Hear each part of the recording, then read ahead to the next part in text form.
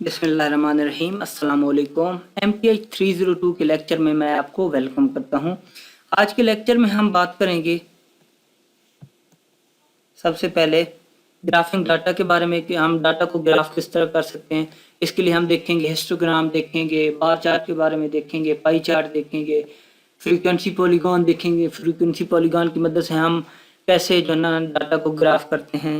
ठीक है, इसके अलावा हम देखेंगे कि डिस्पर्शन ऑफ डाटा, यानी कि डाटा का स्प्रेड कैसा है, क्या वो राइट साइड पे स्क्यूड है या लेफ्ट साइड पे स्क्यूड है। तो इस तरह हम डाटा की मुख्तलिफ डिस्पर्शन को भी देखेंगे और इनके काफ़ी सारे फार्मूलाज हैं वो हम डिस्कस करेंगे।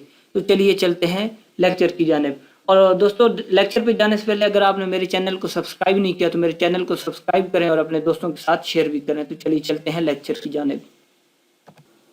हिस्टोग्राम, न्यूमेरिकल डाटा को हम ग्राफ करने के लिए हिस्टोग्राम का यूज़ करते हैं। हिस्टोग्राम में क्या होता है कि जो आपकी क्लास है, क्लास का इंटरवल है, वो विड्थ बन जाती है रेक्टेंगल की, और जो फ्रीक्वेंसी होती है उसकी हाइट बन जाती है। जैसे एक क्लास इंटरवल में उसमें अगर फ्रीक्वेंसी 5 है तो उसकी हाइट 5 की इक्वल हो जाएगी। जैसे ये आपको एक नज़र आ रही है कि ऊपर 5 नज़र आ रहा है, ठीक है, तो ये उसकी हाइट हो जाती है। तो इस तरह हम बार ग्राफ जो है ना हिस्टोग्राम को इस तरह ड्रा करते हैं। और उसमें आप देख रहे हैं कि ये एडजेसेंट है, सारी एक दूसरे के साथ मिली हुई है।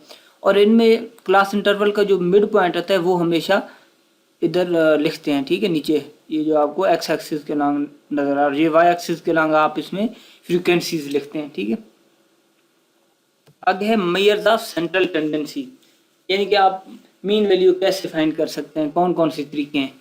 एक है अरिथमेटिक मीन, ठीक है, जिसमें आप क्या करते हैं, तमाम वैल्यूज को जमा करते हैं और फिर उनके नंबर ऑफ टर्म पे डिवाइड कर देते हैं। आपको पता है कि अरिथमेटिक मीन भी दो तरह का होता है, एक होता है डिस्क्रीट डाटा के लिए और एक होता है ग्रुप डाटा के लिए। डिस्क्रीट डाटा किस तरह का, मतलब ये जो आपको ये जो नजर आ रहा है डाटा, ये जो 12 13 17 ये आपका डिस्क्रीट डाटा है। ठीक है, और ग्रुप डाटा क्या होगा कि उसमें आपको एक इंटरवल दिया होगा, क्लास इंटरवल, उसमें आपको फ्रीक्वेंसीज दी होगी, इतनी फ्रीक्वेंसीज है इस क्लास इंटरवल में। तो वो उसको हम कैसे कैलकुलेट करेंगे वो हम आगे जाके देखेंगे विषय के। ग्रुप डाटा के लिए अरिथमेटिक मीन हम कैसे फाइंड करते हैं। आगे डिस्क्रीट डाटा के लिए आपके पास आगे फिर फर्दर दो टाइप्स हैं। एक है सैंपल मीन, यानी कि आपने किसी भी पॉपुलेशन में से एक सैंपल ले लिया। मसलन एक इलाका है जिसके टोटल जो आबादी है वो 2 लाख है, उसमें से आप 1000 बंदे का सैंपल ले लेते हैं, तो वो आपका उससे जो आप मीन कैलकुलेट करेंगे वो आपका सैंपल मीन होगा। और पॉपुलेशन मीन का मतलब होता है कि वो सारी पॉपुलेशन आप अगर ले लें और उसका मीन निकालें तो वो पॉपुलेशन मीन होगा। इसी तरह के डिफरेंट काइंड्स हैं, ज्योमेट्रिक मीन है, हार्मोनिक मीन है, वेटेड मीन है। वेटेड मीन में जिसमें हम इंडिविजुअल जो आइडेंटिटी होती है उसके साथ वेट अटैच कर देते हैं। ठीक है, आगे truncated mean, winsor mean, median, winsorized mean, आगे मीडियन। ठीक है, मीडियन फॉर ग्रुप डाटा। ये उसी तरह डिस्क्रीट, जैसे मैंने आपको बताया कि मीन डिस्क्रीट के लिए भी अलग होता है और ग्रुप डाटा के लिए अलग होता है। ये हम आगे जाके एग्जांपल भी करेंगे तो आपको समझ आ जाएगी। मॉड, मॉड तो आपको पता है क्या होता है, जो मैक्सिमम वैल्यू अकर करती है, मैक्सिमम टाइम वैल्यू अकर करती है किसी भी डाटा में, वो आपकी मॉड कहलाती है। और मॉड भी आपको पता है डिस्क्रीट डाटा के लिए भी हो सकता है और ग्रुप डाटा के लिए भी हो सकता है। ये हम आगे जाके इनके फार्मूलाज भी देखेंगे। ठीक है, आगे मिड रेंज और मिड रेंज ये सारी चीज़ें हम आगे पढ़ेंगे। एवरेज तो आपको पता है क्या होता है, एवरेज तमाम नंबर्स ले लेते हैं, उनको नंबर ऑफ टर्म में डिवाइड कर देते हैं तो आपके पास एवरेज आ जाती है। और ये एक्सेल फार्मूले हैं, ये आपको अच्छे से समझ आ जाएगी, ये आसान होते हैं। ठीक है, ये आप खुद से पढ़ लीजिएगा। आगे ये एक थोड़ी सी इंपॉर्टेंट चीज़ है जो मैं आपको बता देता हूँ, frequency. Calculate how often values occur with in range of values. आपने फ्रीक्वेंसी का तो कंसेप्ट आपको पता है, ये भी सेम उसी तरह जो आपका इसमें एक्सेल में फार्मूला है वो इस तरह फ्रीक्वेंसी लिखेंगे आप। एक है डाटा रे, जिसमें आपका डाटा इंटर होगा, दूसरे बिन रे, इसमें आप लिमिट्स देंगे, जो क्लास इंटरवल होगी ना कि कौन सी क्लास से कहाँ तक आपने फ्रीक्वेंसी बतानी है, तो वो आप इसमें इंटर करेंगे। और इसको हम फाइंड कैसे करते हैं, इसकी हम एक अभी एक्सेल पे एग्जांपल देख लेते हैं। ये एक डाटा दी हुआ है हमारे पास, ये आपकी एक डाटा रे है और ये आपके पास लिमिट्स दी हैं, तभी हम इसकी फ्रीक्वेंसी फाइंड करेंगे। ठीक है, फ्रीक्वेंसी फाइंड करने के लिए सबसे पहले आपने क्या करना है कि आपने ये जो 3 लिमिट्स हैं ना, ये आपने इसकी जगह 4 जो है ना सेल सेलेक्ट करने हैं। ठीक है, आपने ऊपर से ड्रैग कर लेना है, ये 3 हो गए और ये आपके 4 हो गए। 4 होने के बाद इसके बाद आपने क्या करना है, इसके बाद आपने F2 प्रेस करना है। F2 प्रेस किया, इसके बाद इक्वल लिखा फ्रीक्वेंसी फ्रीक्वेंसी और आगे कौन सी है फ्रीक्वेंसी, ये आपकी डाटा रे है, ठीक है। इस सारी को आपने सिलेक्ट कर लेना है। ये मैंने इसको सिलेक्ट कर लिया। इसके बाद मैं क्या करता हूँ, इसके बाद मैं ये जो बिन अरे है यानी कि जिसमें आपकी लिमिट्स दी हुई हैं ये आपको सिलेक्ट करनी है, ठीक है। उसके बाद आपने क्या करना है, उसके बाद आपने पेरेंथेसिस बंद कर देना है और इसके बाद आपने कंट्रोल शिफ्ट और इंटर ये आपने तीनों एक साथ प्रेस करने हैं। जब ये तीनों एक साथ प्रेस करेंगे तो ये आपके पास फ्रीक्वेंसी निकल आई। इसका मतलब क्या है कि 70 से लेकर 79 तक कितनी फ्रीक्वेंसी है, 79 से लेकर 89 तक कितनी फ्रीक्वेंसी और 89 से लेकर आगे जितने भी हैं उनकी कितनी फ्रीक्वेंसी है। तो आप डाटा में भी देख लीजिएगा और इनकी फ्रीक्वेंसीज को भी देख लीजिएगा तो आप देखेंगे कि ये मैच कर रही हैं, ठीक है। आगे आ जाता है अरिथमेटिक मीन ग्रुप डाटा, ठीक है। अभी ग्रुप डाटा है उसका आपने अरिथमेटिक मीन फाइंड करना है, ठीक है। ये आपको क्लास इंटरवल दिए गए हैं 20 से 24 तक एक फ्रीक्वेंसी है, 25 से 29 तक 4 है और ये आपको डाटा दिया हो, ठीक है। फ्रीक्वेंसीज भी आपकी दी हुई है। क्लास मार्क का मतलब क्या होता है कि आपने इस ये जो दोनों एक्सट्रीम वैल्यूज हैं इनका आपने एवरेज लेना है। 20 24 डिवाइडेड बाई 2 22 आ गया। इसी तरह ये 25 से 29 तक इसका भी आपने ये सारों की मिडल वैल्यू आपने फाइंड कर लेनी है। उसके बाद आपने क्या करना है, इसको एक्स कह देते हैं, ठीक है। इसलिए बुक ने आगे एक्स ही लिखा हुआ एफ एक्स। आपने क्या करना है, इस 22 को इस फ्रीक्वेंसी से मल्टीप्लाई करना है, सबके साथ आपने ऐसे ही करना है, ठीक है। उसके बाद आपने क्या करना है, ये जो एफ एक्स है इसकी आपने सम फाइंड कर लेना है कि सम कितना है और फ्रीक्वेंसीज का भी सम फाइंड कर लेना है, ठीक है। तो इसमें मीन का फार्मूला क्या आएगा, सम ऑफ एफ एक्स यानी sigma F x divided by sigma F, ठीक है। 1950 डिवाइडेड बाई 50, ठीक है। यानी कि 50 भी आपका फ्रीक्वेंसी का क्या है समीशन है और एफ एक्स का समीशन 1950 है। तो आपके पास जो मीन वैल्यू आएगी वो 39 आएगी, ठीक है। आगे जाता है फ्रीक्वेंसी पॉलीगॉन। इसमें क्या होता है कि जो आपका एक्स एक्सिस है ना उस पर क्या होता है कि जो आपके क्लास इंटरवल है उसका मिड पॉइंट ले लेते हैं और उसके जो यानी सक्सेसिव उसका जो होती है फ्रीक्वेंसी होती है उसके साथ उसको कोऑर्डिनेट कर देते हैं तो एक लाइन बनती है। किस तरह, मसलन आप कहते हैं कि एक क्लास है, बल्कि ये नीचे एक ग्राफ बना हुआ उसमें आपको समझा देता हूँ ताकि आपको अच्छे से समझ आ जाएगी। ये देखें, ये मिड पॉइंट है इस क्लास इंटरवल का, इसके करस्पॉन्डिंग क्या थी, वैल्यू 0 थी तो उसने 0 लिख दिया। यानी कि आपको ये दिखाई दे रहा है कि ये 12 से शुरू हो रही हैं और ये 0 से 10 तक इंटरवल है तो इसकी फ्रीक्वेंसी 0 होगी क्योंकि 10 से छोटा कोई भी इधर इंटीजर नहीं है, ठीक है। इसी तरह जब आप ये क्लास इंटरवल देखें तो इस क्लास इंटरवल के अगेंस्ट आपको इधर काफ़ी जो है ना यानी कि 8 या 9 फ्रीक्वेंसी बनती है इधर, ठीक है। जितना भी नंबर होगा तो उसके करस्पॉन्डिंग ये वैल्यू आ गई। तो सिंपल क्या करना है, इन पॉइंट्स को आपने ज्वाइन करते जाना है, ठीक है।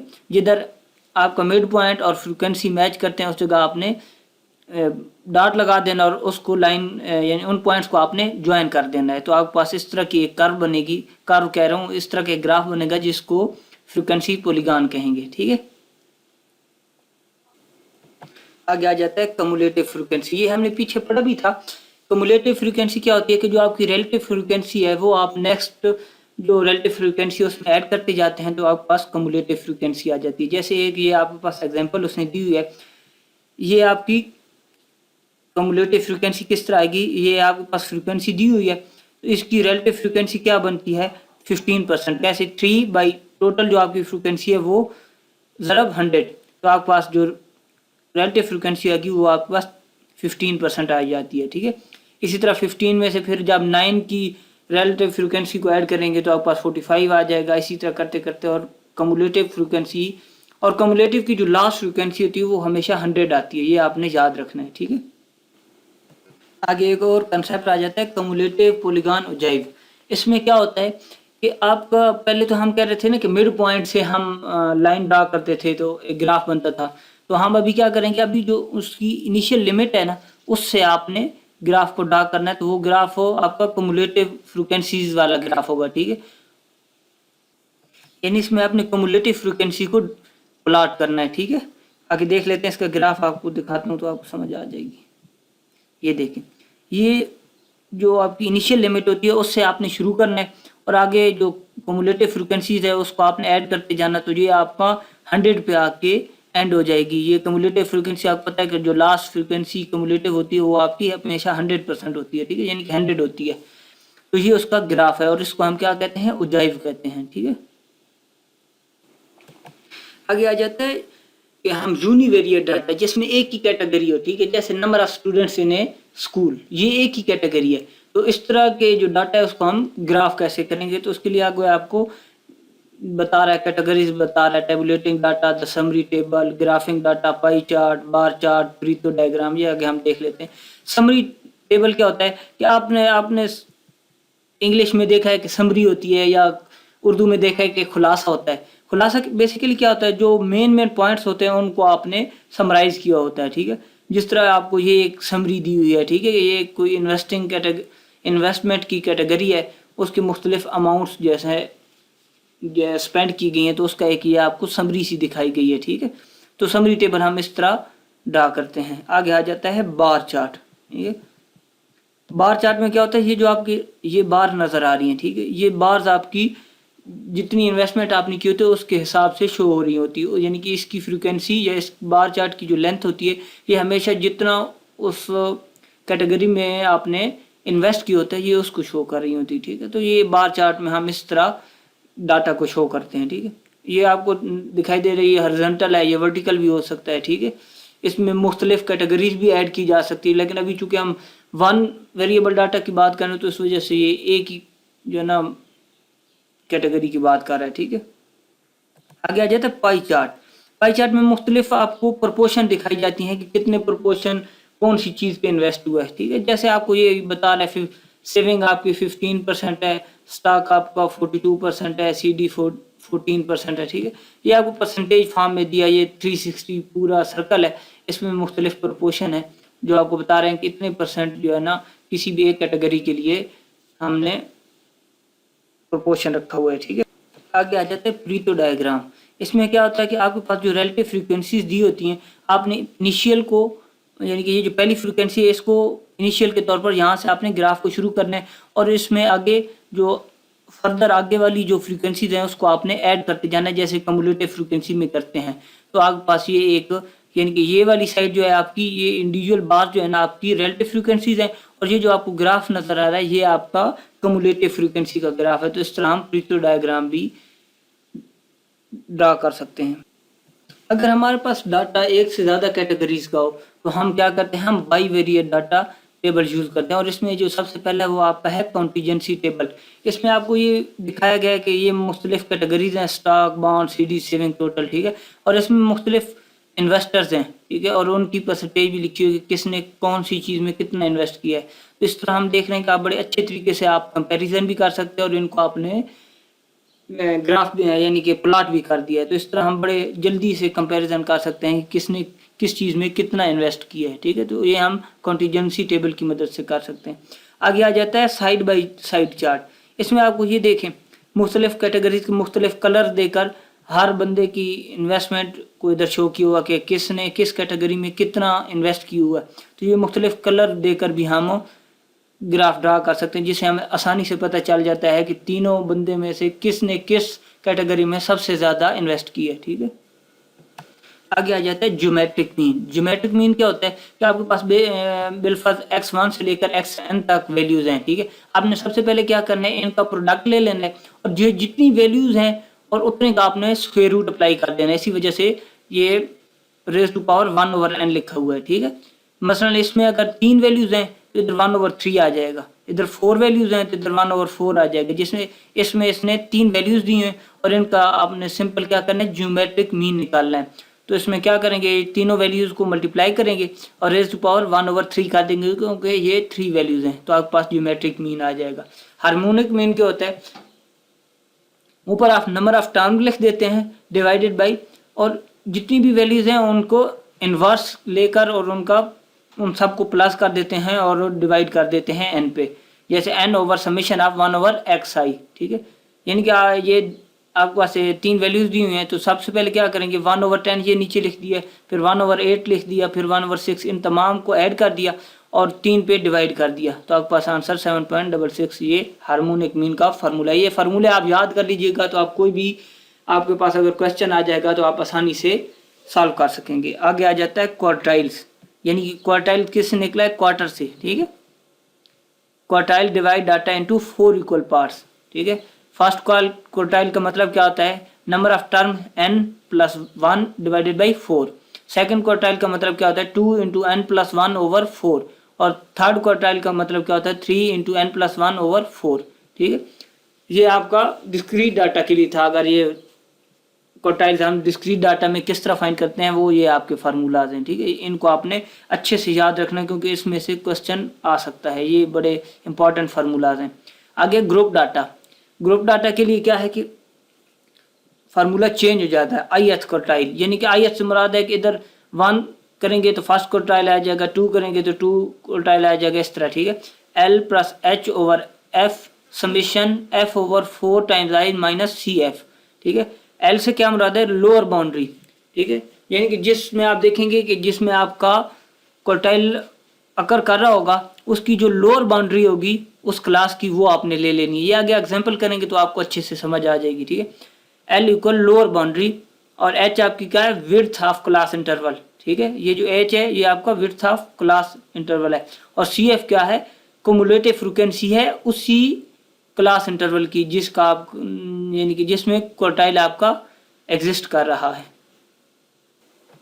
ये फार्मूला इधर थोड़ा सा डिफिकल्ट लग रहा है, तो इसके लिए एक अलग से मेरी एक वीडियो है SP301 प्रिपरेशन की ना, वो आप जाके देख लीजिएगा, वो बहुत अच्छी, उसमें सारे फार्मूलाज दिए हुए हैं। और तकरीबन आगे एक बुक है स्टैट 301 की, उसके फार्मूले और ये वाले फार्मूले तकरीबन सेम ही हैं। तो वो आप वीडियो देख लीजिएगा, उसके फार्मूलाज को नोट कर लीजिएगा, तो इंशाल्लाह आपको बहुत ही अच्छे से समझ आ जाएगी। ठीक है, आगे आ जाता है डिसाइल। डिसाइल मतलब 10th, यानी कि 10 इक्वल पार्ट्स। इसके फार्मूला भी सेम उसी तरह। सिंपल फर्क क्या है कि इसमें जिस तरह उधर 4 थे, इधर आप 1 2 3 4 5 6 7 8 9 और इस तरह आप 10th यानी कि इसके 10th इक्वल पार्ट्स में डिवाइड कर सकते हैं। जैसे ये पहला पार्ट है 10+1/10 लिखा हुआ, दूसरा पार्ट है तो 2 इंटू n+1/10, इस तरह करके आप डिसाइल भी फाइंड कर सकते हैं। आगे आ जाता है ग्रुप डाटा के लिए। ग्रुप डाटा के लिए डिसाइल आप कैसे फाइंड करेंगे, उधर 4 लिखते थे नीचे इस जगह, इधर 10 आ गया, और आई आपका क्या है आई एथ क्वार्टाइल, यानी कि पहला डिसाइल है, दूसरा है, तीसरा है, चौथा है, कौन सा है, तो आप सिंपल इधर आई की वो वैल्यू पुट कर देंगे जो आप डिसाइल फाइंड करना चाहते हैं। जैसे अगर ये दूसरा डिसाइल फाइंड करना चाहते हैं तो आई की जगह 2 आ जाएगा। ठीक है, बाकी ये सेम उसी तरह है कि जिस इंटरवल में आपका डिसाइल अकर कर रहा है उसकी लोअर बाउंड्री और उसी की विड्थ और उसी की क्युमुलेटिव फ्रीक्वेंसी आप इस फार्मूले में पुट करेंगे तो आपके पास क्या आ जाएगा डिसाइल आ जाएगा जो आप फाइंड करना चाहते हैं। ठीक है, आगे परसेंटाइल। परसेंटाइल से मतलब 100 इक्वल पार्ट्स में डिवाइड करना है आपने। इसके भी फार्मूला सेम है। सिंपल क्या है कि डिवाइडेड बाई 100 हो गया, इधर 10 था तो नीचे ये 100 हो गया। ठीक है, और इसमें फार्मूले में भी सेम उसी तरह है कि जिधर उस वक्त 10 था इस जगह 10 है तो इस जगह 100 आ गया, बाकी सारी चीज़ें सेम है।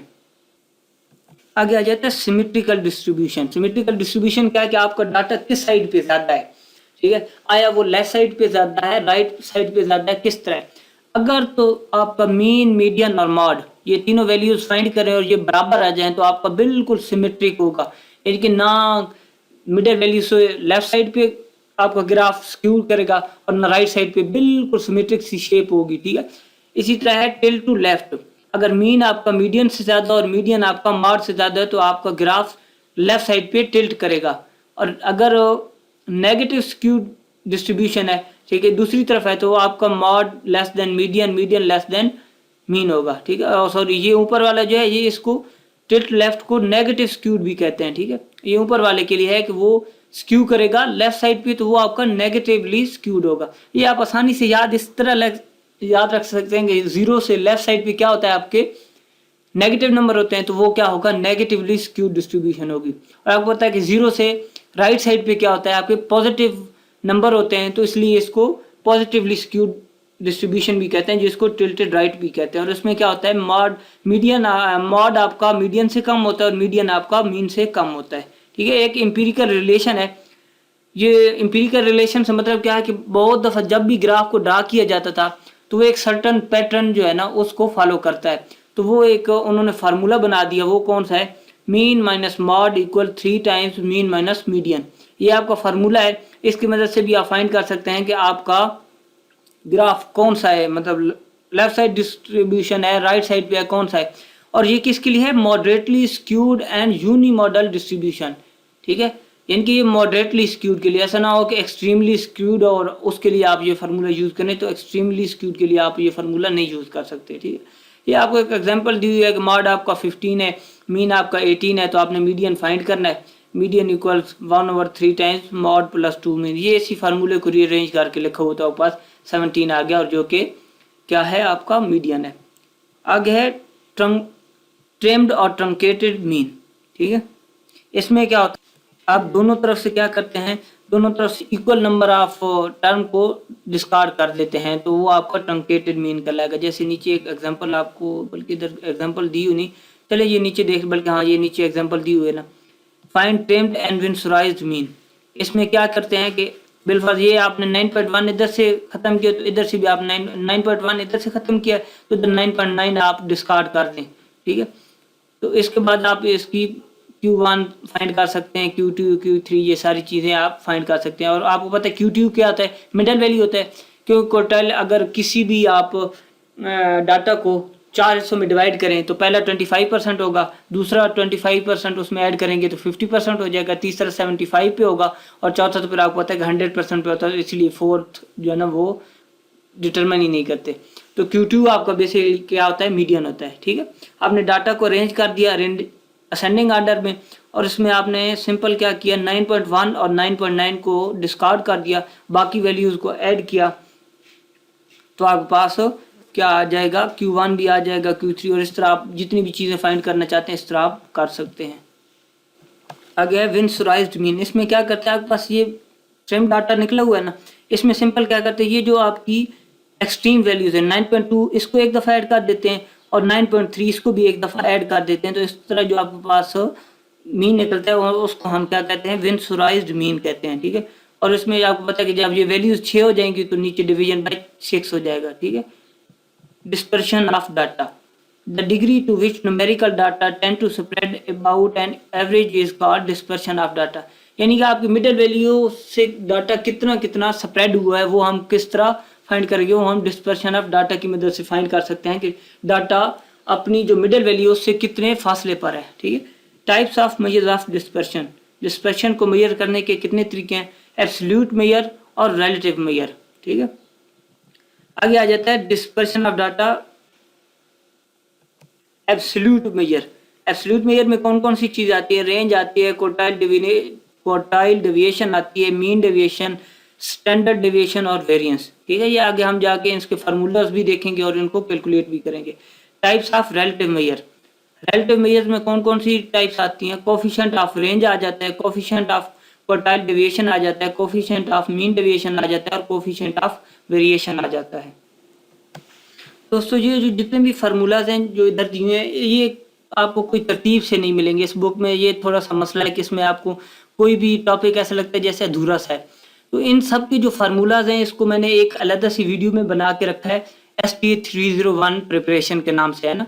वहाँ जाके आप देख लीजिएगा सारे फार्मूलाज एक ही वीडियो में, वो तकरीबन 20 मिनट की वीडियो है, और उसमें पूरी बुक के फार्मूलाज दिए हुए हैं। तो आपने वो देख लेनी और उन फार्मूलाज को नोट कर लेंगे, तो मैक्सिमम फार्मूलाज उस वीडियो में इस बुक के रिलेटेड है। वो है वैसे 302 की, लेकिन वो है स्टैट की बुक है, और उसमें आपके ये सारे फार्मूलाज दिए हुए हैं, तो वहाँ से आपने फार्मूलाज को नोट कर लेना है। उम्मीद है दोस्तों ये वीडियो लेक्चर आपको अच्छा लगा होगा। नेक्स्ट टाइम किसी और टॉपिक पे डिस्कस करेंगे। खुदा हाफिज।